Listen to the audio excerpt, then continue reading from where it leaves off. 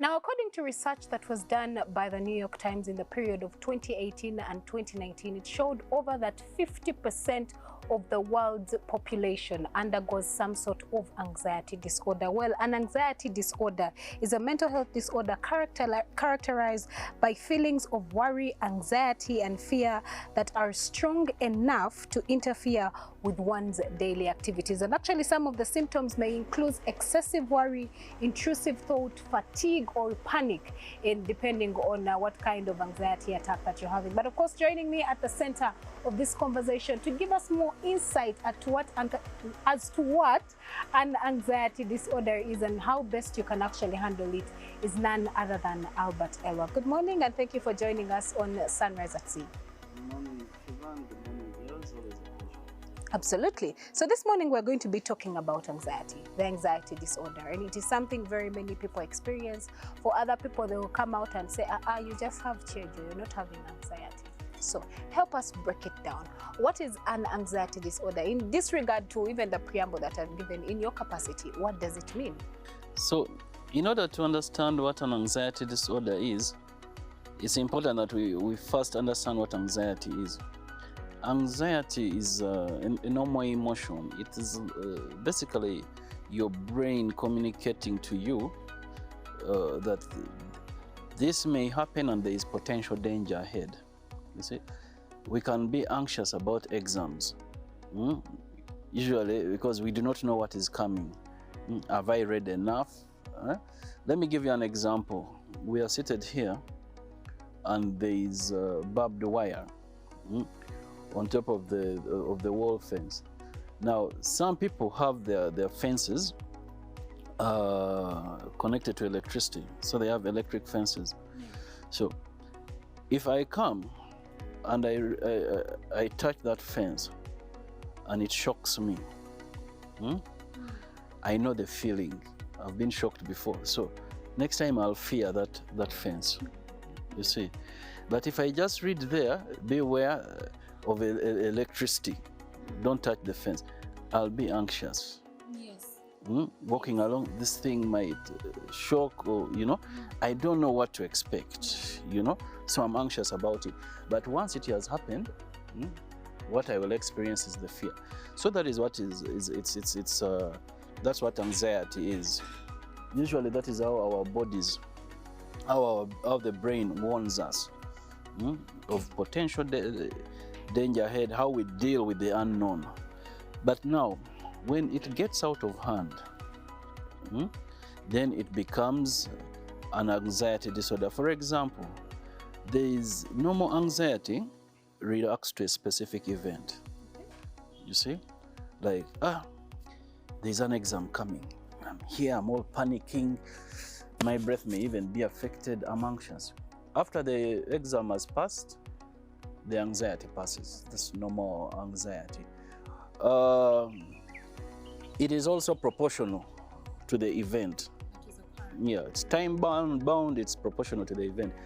But with an anxiety disorder, it is unproportional.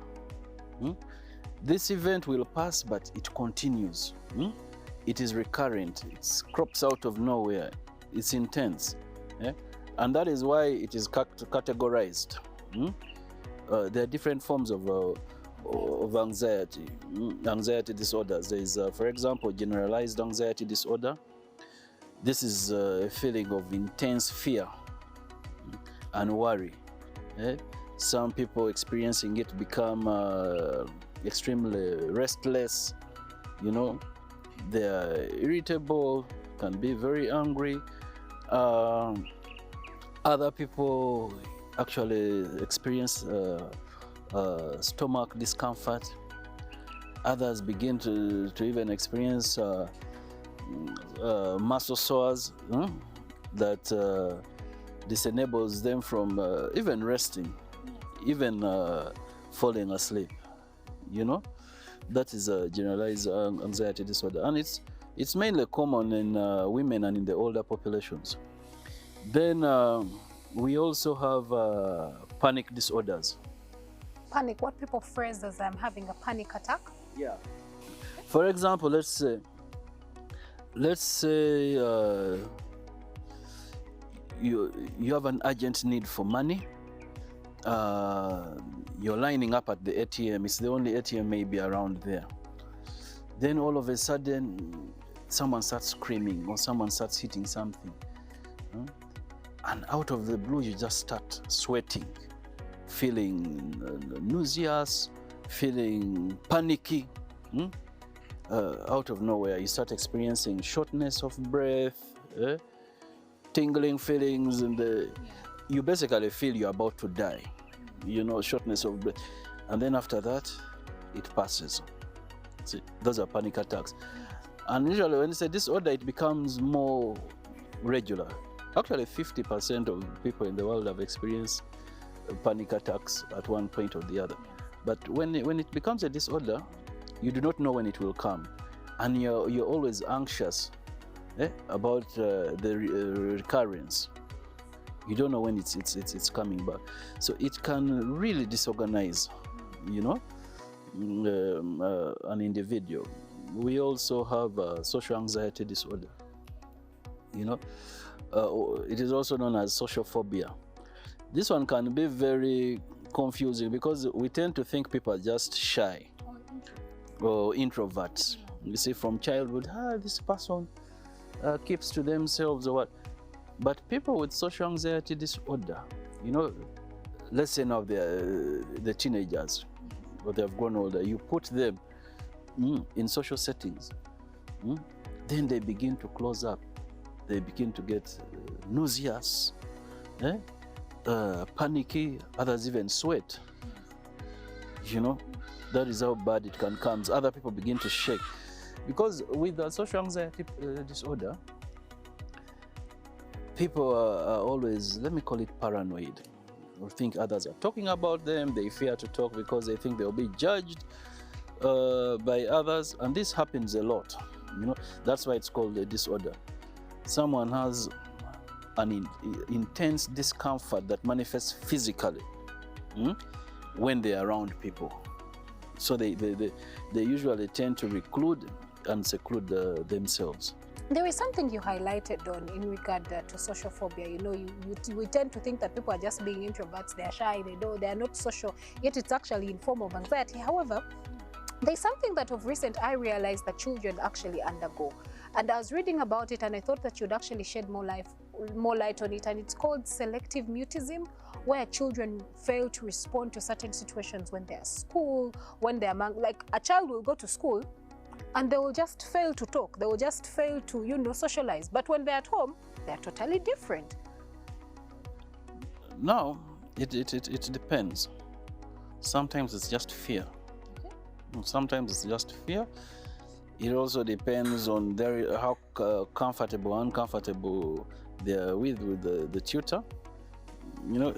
Children are more open in situations that they're comfortable. And then some children, it could actually be social anxiety disorder,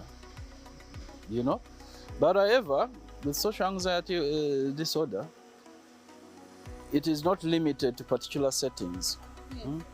Even at home, there is an element of seclusion. Visitors will come and somebody greets them, disappears, and we call that being shy, but they are not able to freely express themselves.